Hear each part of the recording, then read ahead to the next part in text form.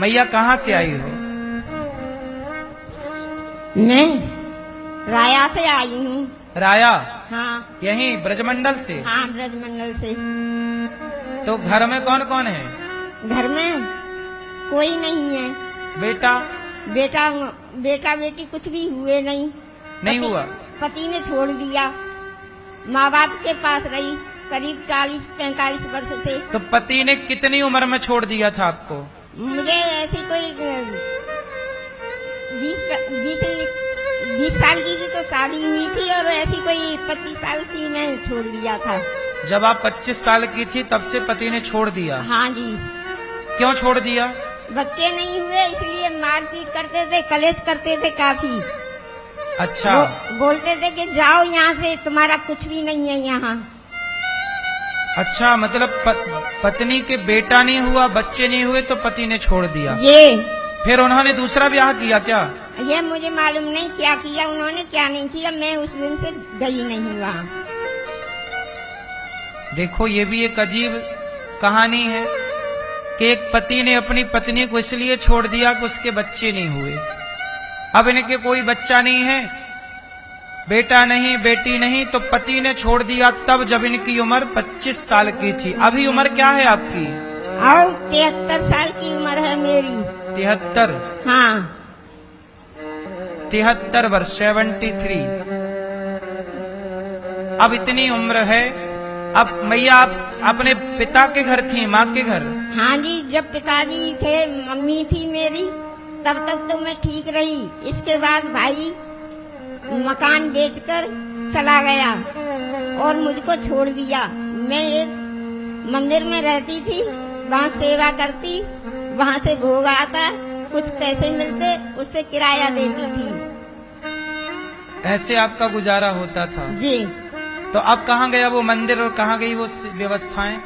वो उस मंदिर में अब मुझ पे होता नहीं है, इसलिए मैं यहाँ गौरी गोपाल की शरण में आई हूँ। अच्छा, वहाँ पर आप काम करती थी कुछ? हाँ। अब काम होता नहीं है। देखो, जब तक काम हुआ, शरीर चला, तो मैया ने काम करके पैसे कमाए और खाए।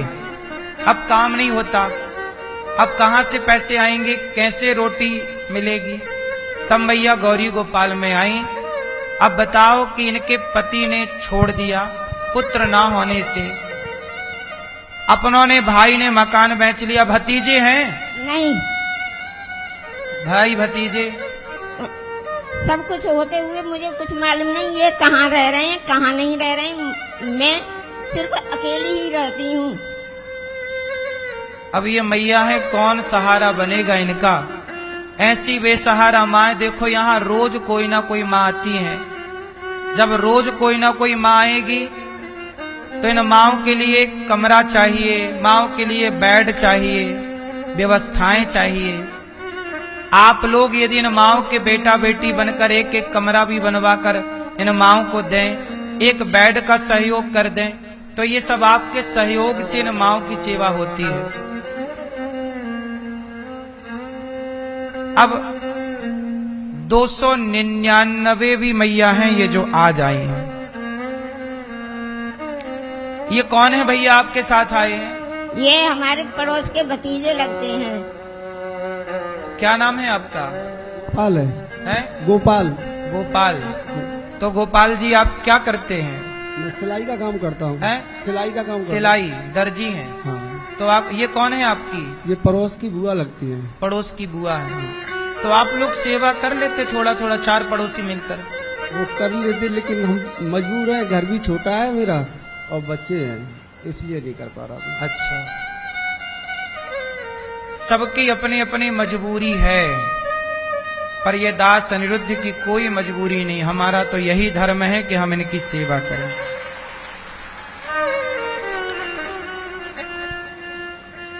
ये मैया यहाँ आई हैं इस विश्वास से कि कोई हमारी सेवा भले ना करे, पर अनिरुद्धाचार्य हमारी सेवा जरूर करेगा।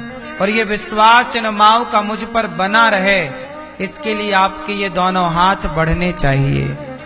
इसलिए कहता हूं कि जब आपके घर भोजन बना करे तो एक मुट्ठी चावल निकाल के रखा करो इन माओ के लिए। इन माओ के अब 300 माताएं हैं, 299 भी मैया हैं ये।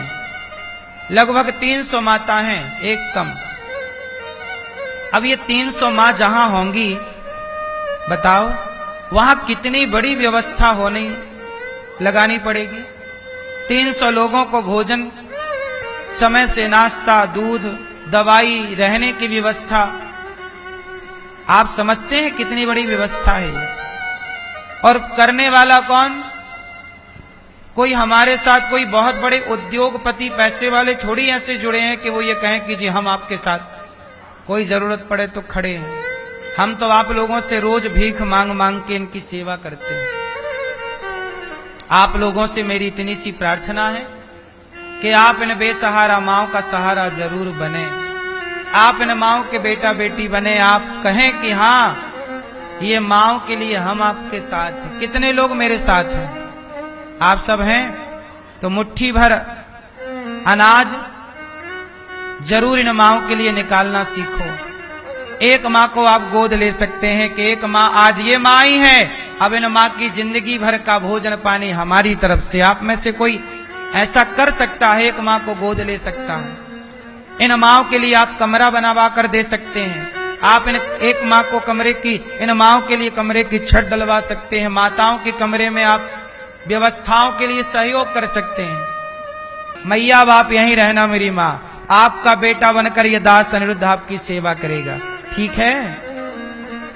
भगवान आपको सुखी रखे। मैया ठीक है, यहीं रहना।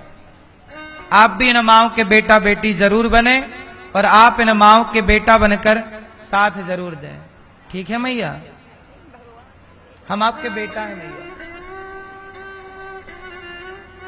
अब देखिए बेसहारा माओं को, जिन्हें अपनों ने गले नहीं लगाया, यदि आप इन्हें गले लगाएं तो कितना बड़ा पुण्य है। आप भी इन माओं को थामिए।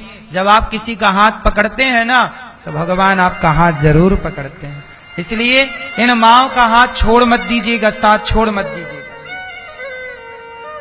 इन माओं को पानी, भोजन, दवाई, व्यवस्थाएं सब आपकी ओर से है।